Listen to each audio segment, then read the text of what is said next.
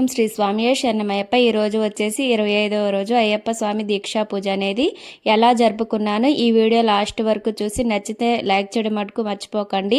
నచ్చుతుంది అనుకుంటున్నాను. ఇక్కడ వచ్చేసి ఈరోజు 25వ రోజు శనివారం వచ్చిందండి. శనివారం అండ్ ఏకాదశి అంట.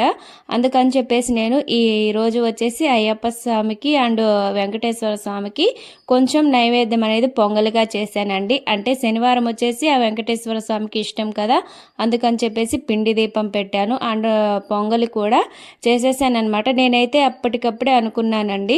అంటే ముందు రోజు వచ్చేసి వెంకటేశ్వర స్వామికి ఇలా తులసి మాల అనేది తీసుకొని అండ్ పొంగలి కూడా పెట్టుకుందాం అనుకున్నాను. కానీ పిండి దీపం అనేది అప్పటికప్పుడే కలిపేసి పెట్టాను అనమాట. పిండి అనేది ఇంట్లో ఉండేసరికి పిండి దీపం మా వెంకటేశ్వర స్వామికి అంటే చలివిడి పిండి అంటారు కదా, ఆ చలివిడి పిండిలో దీపం పెట్టేస్తే ఆ స్వామికి చాలా ఇష్టం అండి.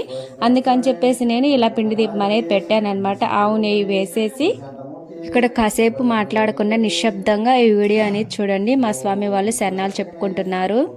అండ్ నచ్చితే ఒక చిన్న లైక్ చేసేయండి. ఈ వీడియో లాస్ట్ వరకు చూసి లైక్ చేసేసి వెళ్ళిపోకండి. ఈ వీడియో లాస్ట్ వరకు చూడండి. అయ్యప్ప స్వామి ఆశీర్వాదం మీకు కలుగుతుంది.